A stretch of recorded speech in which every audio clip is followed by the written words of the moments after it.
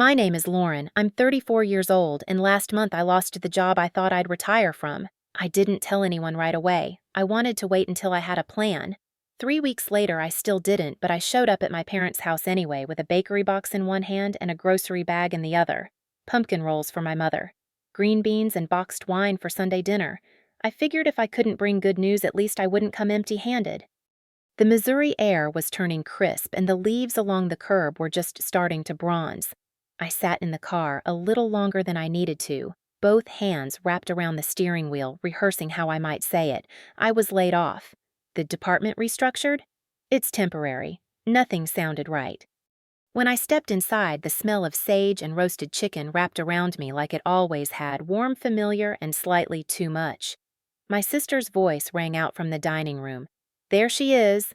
Vera called sing-song and bright like she was hosting a game show. Her husband Glenn offered a small wave, already seated at the table with a glass of wine. From the kitchen, my mother didn't even turn around. "You're early, sweetie. You can set the table." Of course. I smiled as I always did, masking the quiet scrape of disappointment that came whenever I was treated more like staff than guest. I moved toward the dining room, placing the grocery bag by the kitchen island Vera was arranging place cards of all things. Her cursive looped neatly on each one, perched in little silver holders shaped like leaves. I scanned the table. There were cushioned chairs for everyone except for one metal folding chair placed at the far end. My name was in front of it, printed clearly in the same ink as the rest. "Did we run out of chairs?" I asked lightly. Vera didn't look up. "Well, you haven't really been around much," she said with a shrug. So it made sense. I swallowed hard and set down the plates. The chair scraped slightly when I adjusted it. Dinner began with the usual script, my dad grumbling about taxes, my mother asking Glenn about his new consulting gig. No one asked how I was. The meal moved on in cheerful rhythms, everyone talking around me as if my presence was more of a formality than an inclusion. Halfway through, I cleared my throat. "I have some news," I said. The silverware paused mid-air. My mother tilted her head. "I was laid off 3 weeks ago. It was sudden restructuring. I've been applying. I kept my voice even. Just wanted you to know." My mother made a soft "oh" sound, then sipped her wine. My father glanced up from his plate, then back down. No questions, no follow-up, nothing. Vera leaned over toward Glenn and whispered just loudly enough. "Well, that explains the jeans." He chuckled awkwardly. I smiled tightly. "I'm okay. Not asking for anything, just wanted to be honest." That's when Vera dropped the facade. She turned to me, voice suddenly sharp. "That's why I told them you were unreliable." I blinked. "Excuse me." She didn't flinch. "No job, no mortgage, no man. You've never really carried any weight in this family." The words hit not like a slap, but like something colder, a confirmation of things I'd long suspected. I sat still, the metal chair unforgiving beneath me.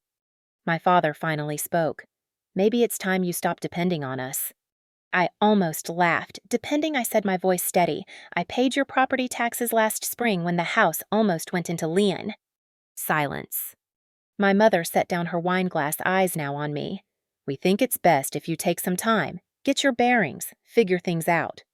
A chill crept into the room, subtle but unmistakable. Vera stood up, her napkin still in her hand.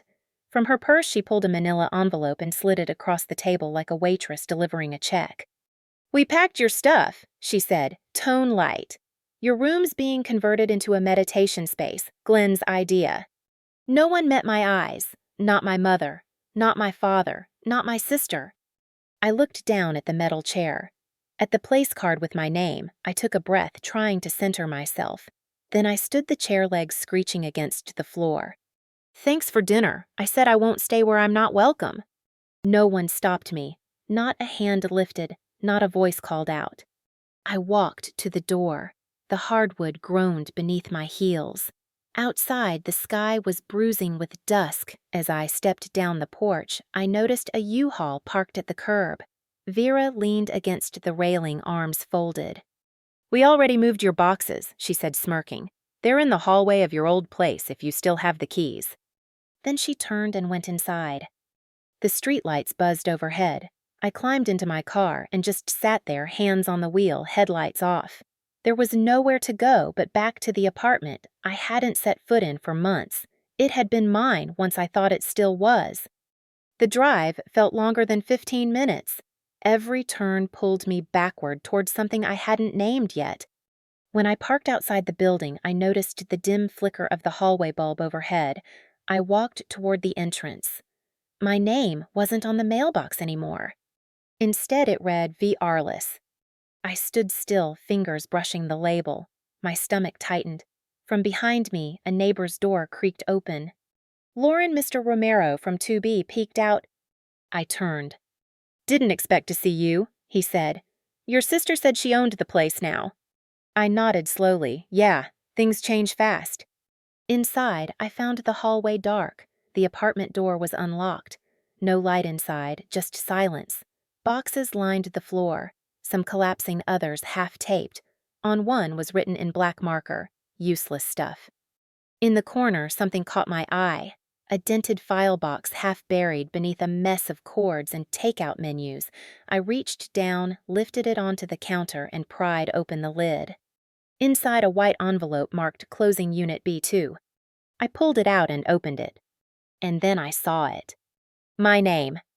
On the mortgage. On the deed. The bank statement with the down payment circled in ink. Dated March 2017. I didn't breathe, didn't move. Because right then something shifted, not just in the room, but in me. Something I hadn't looked at in a long time was about to come back into the light. I didn't wake up one day and decide to start covering their bills. It happened the way most things do in families like mine, quietly and out of sight. The first time was during the winter of 2015. I was living in Denver, then working full-time at the university. My paychecks weren't anything impressive, but they were steady. One night around 11, I got a call from my mother. Her voice was tight-controlled. She said the gas heater had stopped working and the house felt like a freezer. "We'll figure it out," she said quickly, almost as if she regretted calling. I just needed to tell someone. I hung up and called the repair company myself. Paid the invoice on the spot. I didn't mention it to her again. The next week, she sent me a short message. "Heat's working again. Thanks for checking in." That was the start. By the end of that winter, I'd covered the heating bill 3 times. By the summer, I was paying the electric and water too. Never in full, just helping out when things got tight. They never asked directly. Not once, but they also never said no. I started keeping track out of habit, a spreadsheet tucked into a folder on my desktop labeled Home Expenses Rows, filled up with entries like $216 for repairs, $84 for internet, $490 for furnace inspection. I always wrote notes next to them, just in case I ever needed to remember why furnace was sputtering again. Vera's car broke down. Mom sounded overwhelmed. I didn't do it for recognition. I did it because that's what grown daughters are supposed to do. Right. Step in, make things smoother. Carry the weight that others can't or won't. Around 2017, things escalated. My father had lost a few clients at his consulting job, and my mother's side gigs were drying up. I flew home for Thanksgiving that year and noticed the mail stacked high on the counter. Most of it was unopened, red ink, overdue notices, final warnings. I asked if everything was okay. My dad changed the subject. My mother said, "We're fine, it's just a slow season." A week later, I got a voicemail from my father. He sounded tired. We might need to sell the apartment building. He said, "Taxes are behind, just thought you should know." The apartment wasn't some massive real estate holding. It was a 4-unit brick building in a South End neighborhood. Not glamorous, but it had potential. They'd inherited it from my grandfather years ago. When things were good, they collected rent from the tenants and let the place run itself. But it hadn't been maintained. The roof needed work. The wiring was out of code. Most tenants had left. It was bleeding money. I looked up the numbers. What they owed in back taxes wasn't impossible to cover, but it was more than they could handle. I had some savings I'd been collecting for a home of my own. I hadn't told anyone. It wasn't much, but it could make the difference. When I brought it up to Vera, she jumped on the idea before I could even finish the sentence. "Put your name on the deed," she said. "For now. That way you protect yourself. Once things settle, we'll rework it." I nodded. "Okay," I said, "just for now." The papers were signed within a week. I transferred just under $29,000 to cover taxes, minor repairs, and a structural evaluation. The following spring, I paid for the insurance renewal. Then, I took over the monthly property tax payments. They weren't huge, but they added up. By 2020, I had spent close to $60,000 keeping that place standing. Nobody ever said thank you. Not really once my mother sent a birthday card that said thanks for always being there. She underlined always. I taped it above my desk in Denver. It stayed there until the edges curled. Meanwhile, the apartment became something I rarely thought about. I still considered it mine in name. Only, I didn't collect rent. I didn't manage tenants. I didn't even have a key to the laundry room, but I kept paying the bills. When Vera needed a new water heater installed, I called the vendor myself. When Mom said the hallway light flickered, I scheduled an electrician. At some point, I stopped thinking of it as sacrifice. It was just maintenance. For them, for the family, I'd convinced myself that being the dependable one was a kind of belonging. But there were signs. In 2019, I flew home for Christmas. My room had been turned into a storage space. My things, books, photos, an old quilt from college were packed into a single tote in the basement. My sister's kids had full bedrooms with matching sheets and monogrammed pillows. When I asked about the apartment, my dad said Vera's doing a great job keeping things together. I nodded, pretending it wasn't strange that they never included me in any decisions. By 2021, the taxes were automatically pulled from my account. I had set up the system so long ago I barely noticed when the email receipts came in. The spreadsheet kept growing, and yet no one ever acknowledged it. It wasn't malice, I think. Just a family habit of assuming I'd always show up. One summer evening, I remember standing on my Denver balcony watching the sky go soft with orange. I had just transferred another $800 for plumbing repairs. My neighbor was grilling next door, laughing with friends. I stood alone sipping iced tea, wondering if my parents even remembered the house had been saved in my name. I told myself it didn't matter, that love doesn't need a scoreboard. But part of me did want to be seen, to be remembered. Not as the one who handled things, but as the one who had been there, truly, quietly, relentlessly there. I didn't realize how invisible I'd become until I lost my job, and the silence that followed was louder than anything. 3 weeks. No one called to check on me, not even Vera, who always seemed to know everyone's business. I thought maybe they were giving me space. Now I think they were just done. Looking back, I can see how easily love gets tangled with obligation, how easily silence becomes expectation. I believed for years that love looked like sacrifice. But standing in that apartment hallway holding the deed in my hands, reading the bank records in my own name, I started to understand something else. Love that demands you disappear isn't love at all. It's leverage.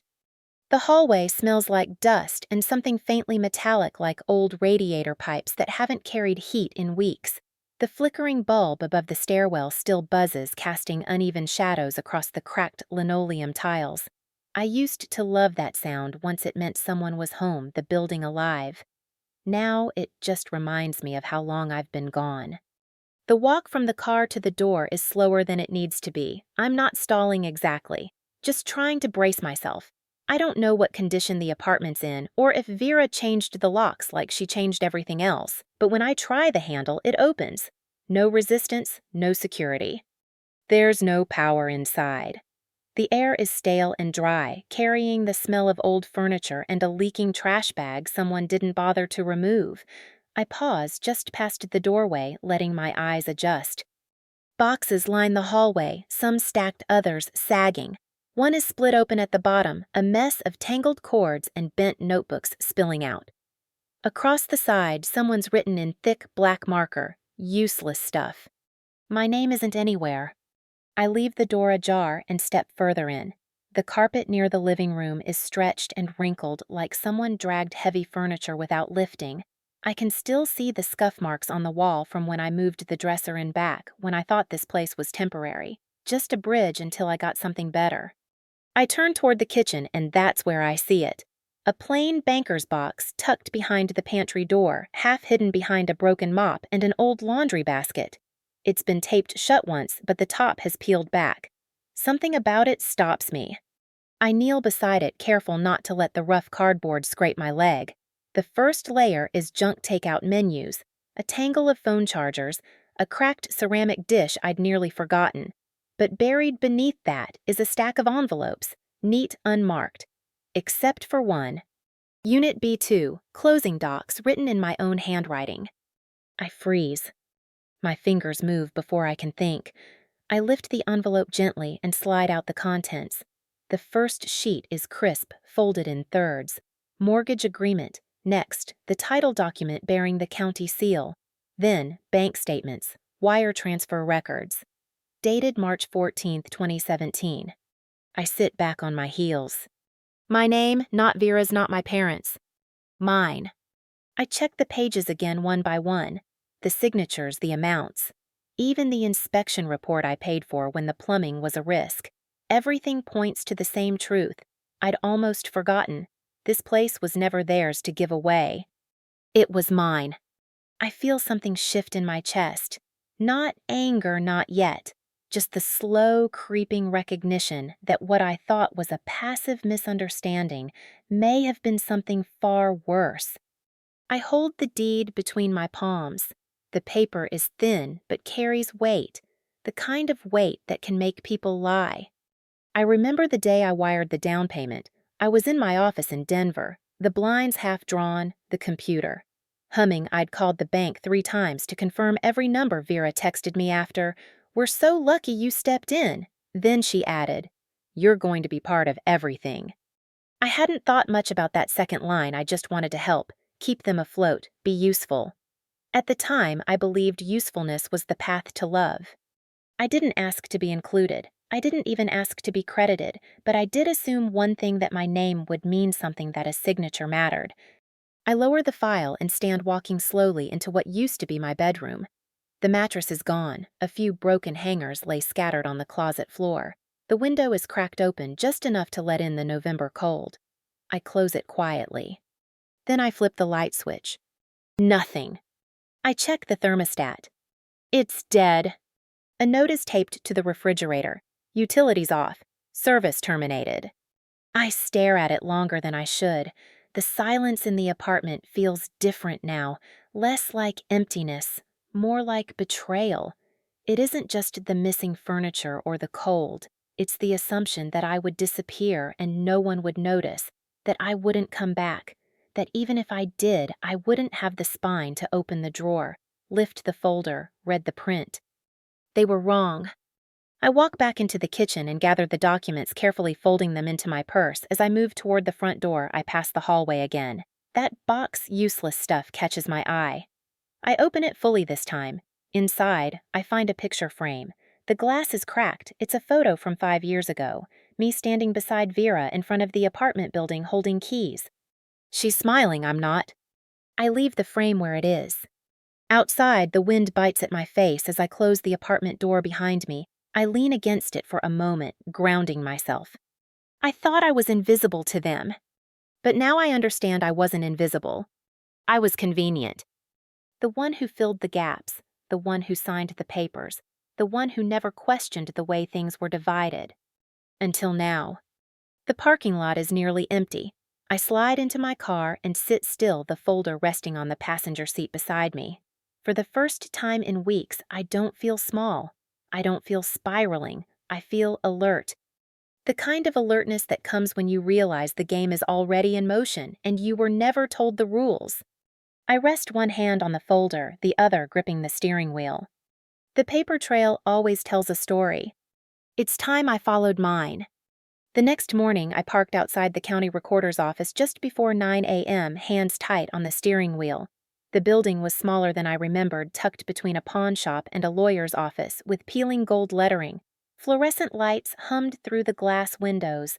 I watched people go in and out, envelopes in hand, conversations, brisk faces blank. I didn't know what I expected, but I didn't expect to feel like a trespasser. Inside, the air smelled faintly like toner, and dust rows of beige cubicles stretched out before me. A woman at the front desk, mid-50s, eyes sharp behind purple frames, asked what I needed. I'm looking for the deed and mortgage information for a property at 207 Pine Hollow, I said, placing my ID on the counter. She took it without looking up last name. Archer, I said Lauren Archer. Her typing was fast, precise. A pause. More typing. Her mouth drew into a flat line. Huh. What does that mean? I asked. She clicked a few more times, then turned the monitor slightly so I could see the deed was transferred 3 years ago. It's in a Vera Archer's name now. I stared at the screen and the mortgage. She clicked again. Still in yours, hasn't been refinanced under the new name. That's not standard. She narrowed her eyes. Unless someone filed improperly. Or illegally, I thought. Can I get a copy of everything? All public records attached to the property. Sure. She printed the files page by page, the machine spitting out documents in bursts. The heat of the paper surprised me. I walked out with a manila folder tucked under my arm and a knot tightening in my stomach. I knew what I had seen last night. But this was confirmation not just of a mistake, but of a deliberate procedural switch, the kind that leaves fingerprints. I didn't go home. I drove straight to the bank. The lobby was quiet, carpeted in gray. A scent of lemon cleaner clung to the air.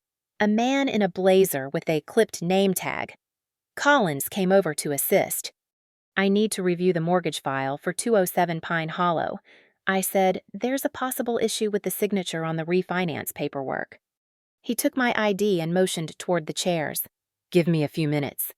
I sat down, heart thudding, the kind of sound that travels through your ears into your spine. The documents in my lap felt heavier now. 15 minutes later, he returned with a red file folder. Miss Archer, he said, sitting across from me. We do have a record of a refinance from 2 years ago. The paperwork was processed through our online verification system. He opened the folder, slowly pulling out a packet stapled together, social security number matches, property address.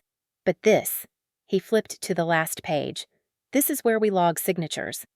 He slid the form across the table. I looked down. The name was mine. But the handwriting wasn't. The L in Lauren was rounded, not slanted. The loop on the A was closed. The final stroke on Archer curved instead of stopped. It was neat, careful, familiar in the way forged things often are. That's not my signature, I said. He nodded once I didn't think so either. That's why I brought it to your attention before logging anything further. We can launch a fraud investigation from here. We keep signing verification footage on file, but for transactions processed off-site, we rely on digital scans and two-step ID.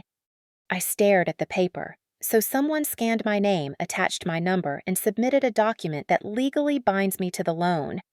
Yes, but the mismatch here is significant. He turned the form around and pointed to a section near the bottom. We log the IP address where the form originated. This one wasn't from a personal home address. It was submitted from a commercial IP out of a co-working space in St. Louis. I blinked. Vera had been renting an office there that year. A detail I'd filed away as unrelated until now. Would you like to move forward? He asked. My voice came out before I even thought, yes, file it. He pulled out a new sheet. There's a formal request form. I'll need a written statement and will request all linked digital logs. You'll receive confirmation within 5 business days. After that, the fraud team will contact you directly. I signed my hand steady. As I stood to leave, he handed me a copy of the refinance application. Take this with you for your records. I thanked him and walked out into the cold.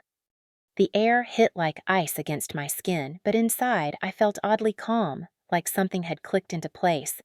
For weeks, I'd been unraveling a story I didn't know I was living inside, but now I had pages, names, dates, a place to begin. Back in the car, I laid the documents across the passenger seat and stared at the signature again. How long had Vera planned this? Had she always meant to reroute the house under her name? Or did she decide later after I stopped asking questions, after I got busy with work, after I stopped needing thanks? That was the thing I kept circling back to. I never asked for control. I never wanted ownership. I wanted to be part of something, trusted included. But she didn't see my silence as loyalty. She saw it as permission. And maybe that's what stung the most. I turned the key in the ignition, watching the city stretch out in front of me. I wasn't looking for revenge. I was looking for proof. Now I had it. And proof I was starting to understand had a power that apology never would. The law office was tucked between a florist and a dry cleaner in a quiet part of town, the kind of building that didn't advertise loudly. I parked in a narrow spot along the curb and sat in the car for a moment, hands still gripping the steering wheel. The manila folder with all the documents sat on the seat beside me, fat and firm like a truth that had finally taken shape. I didn't feel brave, but I felt clear. Inside, the waiting room smelled faintly like coffee and printer paper. Soft instrumental music played overhead, and the receptionist, young efficient, offered a polite nod as I gave her my name. "Miss Haywood will be with you shortly." I took a seat folder in my lap thumb, brushing the edge of a document through the paper. I wasn't here to yell. I wasn't here to fall apart. I just needed to know what this meant, what power I still had. 10 minutes later, a woman in a slate gray blazer stepped into the room.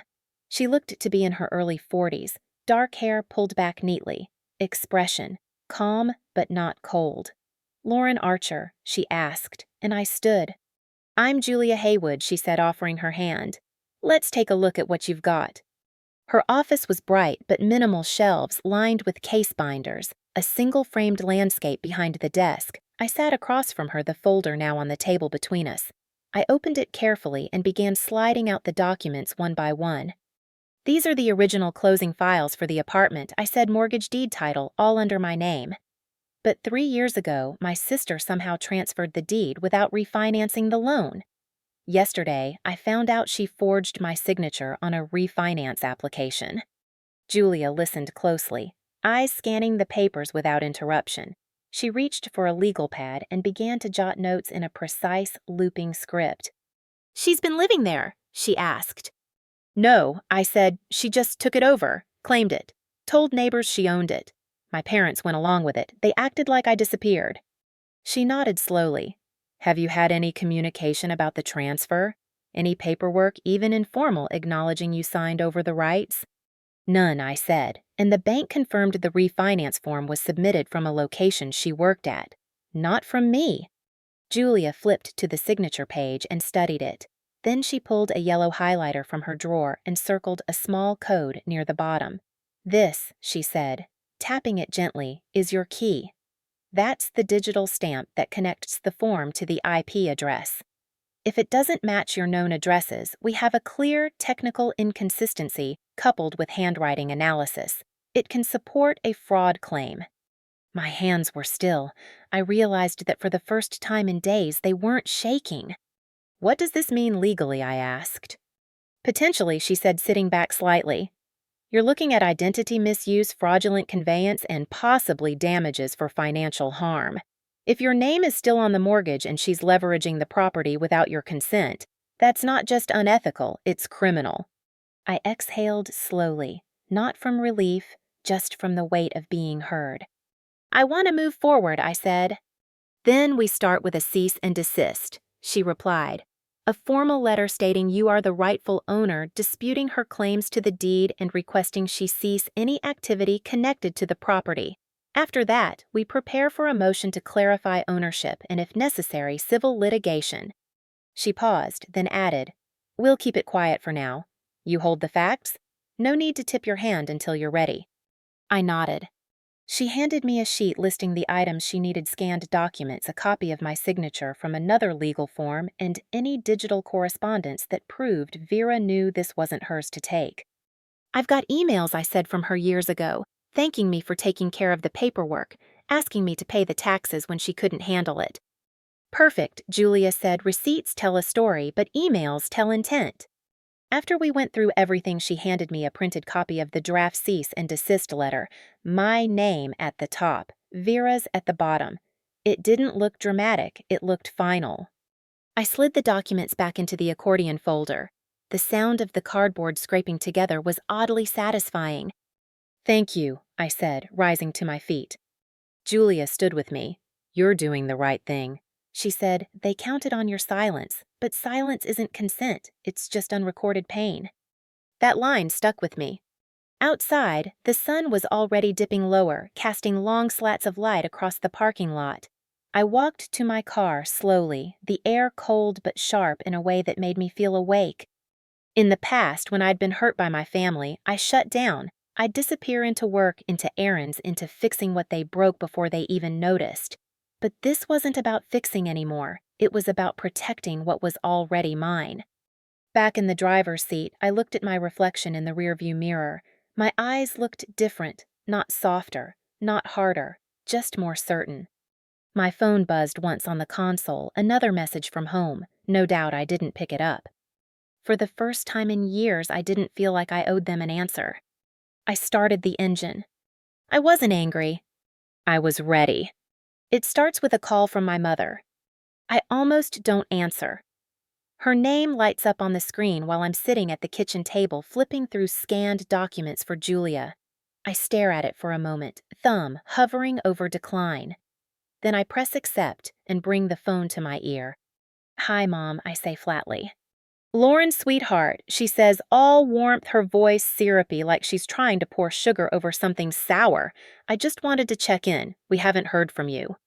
"You heard from me when I sent the letter," I reply, the one that said the property belongs to me. A pause. The hum of her breath on the line.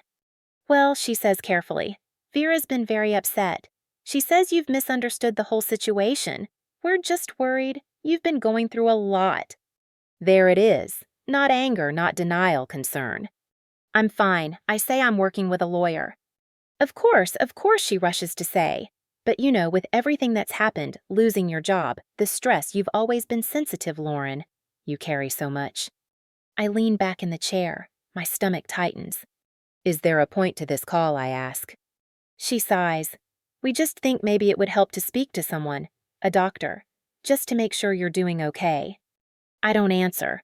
My chest is tight with something that's not sadness, not even anger, just cold realization. "She's really worried," my mom continues. "She said you seemed paranoid, accusing her like that. You know, that's not like you. It's been hard for everyone." I end the call without another word. 10 minutes later, my phone rings again. Unknown number. I hesitate before picking up. "Hi, is this Lauren Archer?" the voice on the other end asks. "Yes." "This is St. Hilary's Medical Center. We're calling to confirm your wellness evaluation tomorrow at 10 a.m. with Dr. Murphy. Your family scheduled it on your behalf. We just need you to review the intake forms when you arrive." My mouth goes dry. "What evaluation?" "It's a basic intake. The receptionist says cheerful but detached stress and emotional health. Very standard." I hang up.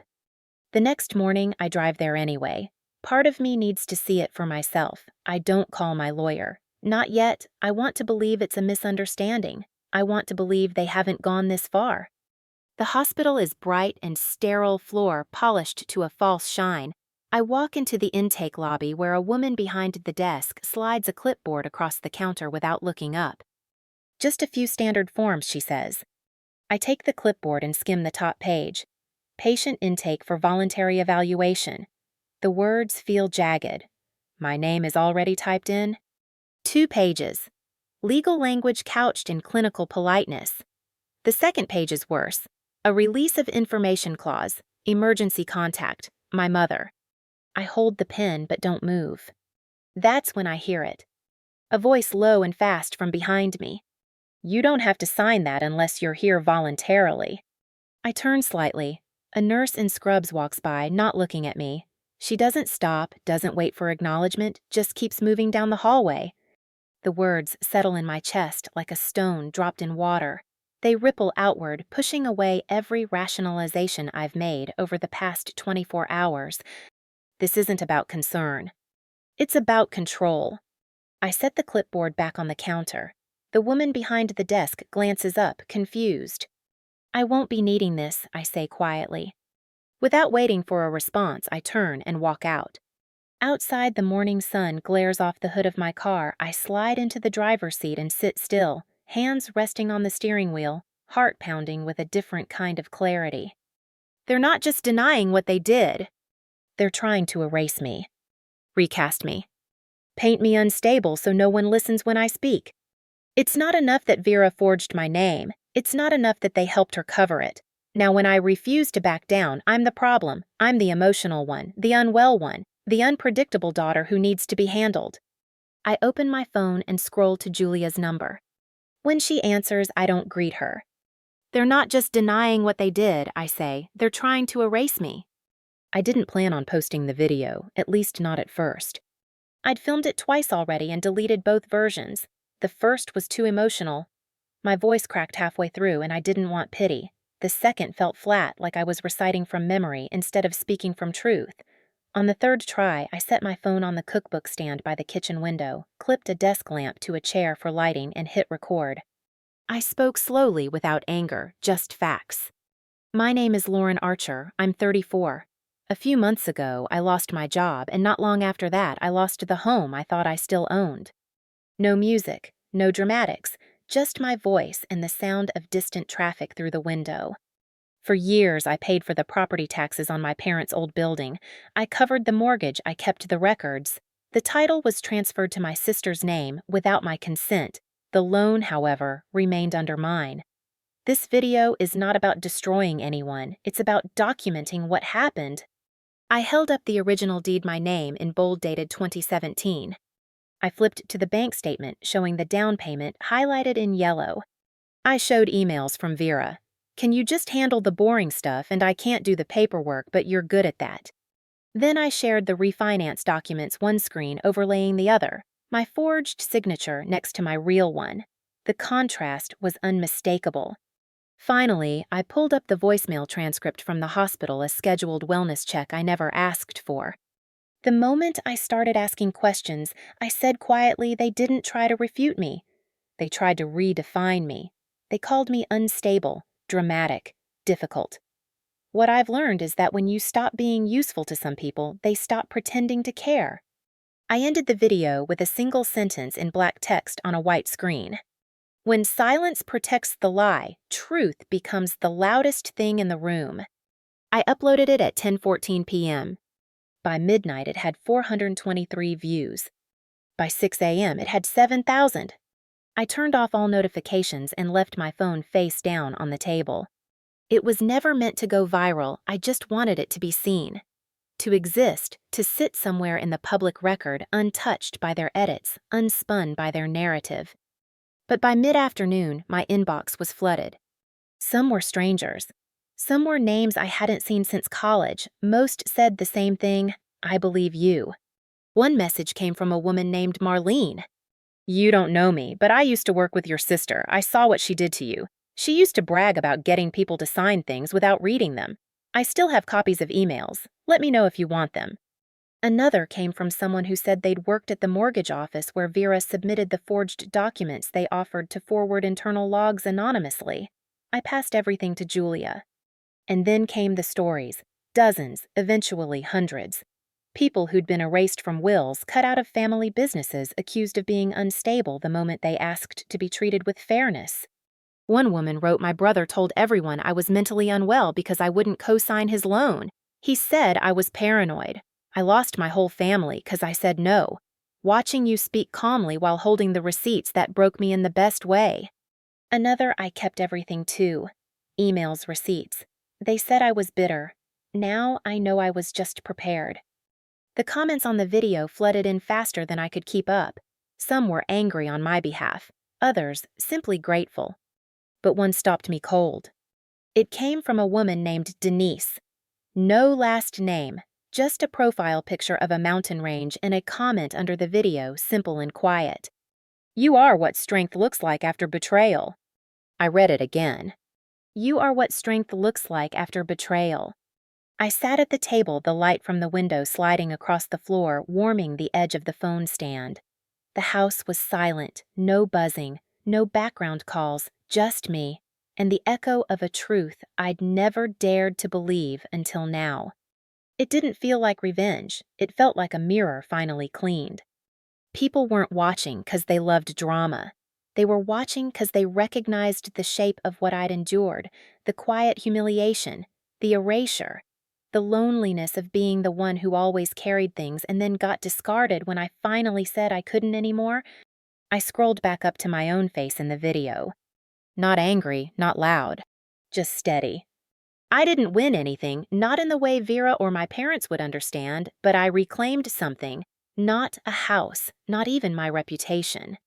I reclaimed the right to tell my own story, not because I wanted attention, but because someone had to say it. And now it couldn't be unsaid. The apartment is quiet when I step inside for the last time. The lights are back on now, but I don't flip the switch. I walk through in the stillness, letting the afternoon light spill through the half-open blinds. The air smells like dust and fresh paint. The repairs I approved last week are done. The cracked tiles in the entryway have been replaced. The walls are no longer stained by fingerprints or scuff marks. The space feels neutral, neither mine nor theirs. Just a room waiting for its next purpose. I carry the folder in both hands. It's slim, sealed, and marked with the shelter's letterhead. Inside is the signed donation agreement. A local transitional housing nonprofit will take over the property, converting it into 4 safe units for women leaving domestic abuse situations. I researched them carefully. They keep everything private. They don't just house people, they rebuild their sense of place.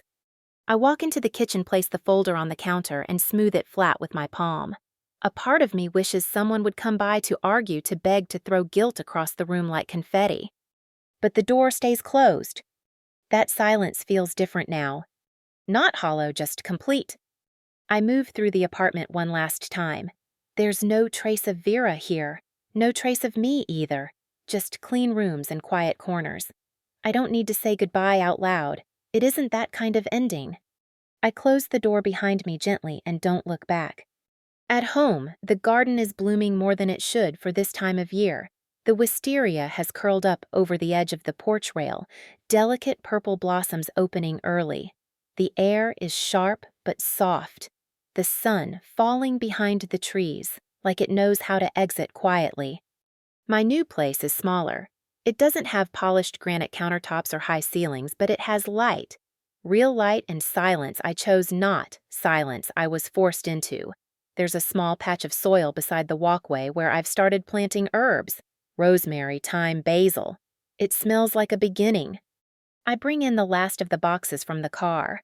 One of them is an old bin I hadn't looked through since before I left Denver. It's mostly winter scarves, some photos I'd meant to frame, and an old sweater from when I was a teenager, soft gray with frayed sleeves. I almost toss it into the donation pile, but something catches my eye in the bottom hem.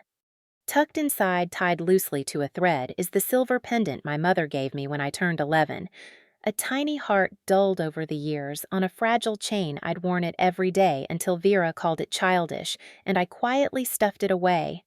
I sit down on the porch steps, turning it over in my hands. It's strange the way memory lives in objects. This necklace once meant I belonged to someone, that I was held, chosen, loved. Now it feels like a piece of me I had to grow past. I stand and walk down the path to the edge of the garden where the first few leaves have started to fall. A low branch from the maple dips toward the walkway. I loop the pendant over it, tying it to the limb, gently letting it dangle just above eye level. It swings once in the breeze, catching the light. I don't need to keep it. I don't need to destroy it either. Some things are allowed to stay as reminders, not of pain, but of passage. I step back, brushing my hands on my jeans. This is where I want to build from. Not in reaction, not in defense, but from stillness. I used to believe that love looked like sacrifice, that if I gave enough, stayed quiet long enough, forgave fast enough, I'd be welcomed in, that the table had a seat for me if only I didn't take up too much space. But peace didn't come from reclaiming the seat. It came from walking away from the table entirely. And now, in this new quiet, in this home that hasn't learned to echo, yet I finally understand what choice feels like. I don't need revenge. I don't need permission. And I certainly don't need their table. I used to beg for a seat at their table. Now I know how to build my own. Sometimes the deepest betrayals do not come with shouting or slammed doors. They come in silence, in the quiet ways someone rewrites your role in their story. Lauren's journey was never about revenge. It was about reclaiming her name, her worth, and her right to take up space. She didn't need to be loud to be powerful. Through records, receipts, and steady resolve, she proved what was true all along, that being unseen does not mean being weak, that you can walk away not in anger, but in clarity. If you have ever been dismissed, erased, or told your boundaries were too much, let this story remind you that peace is found not in being chosen, but in choosing yourself. If this story resonated with you, we invite you to share your thoughts in the comments and subscribe for more real stories of quiet strength, justice, and resilience.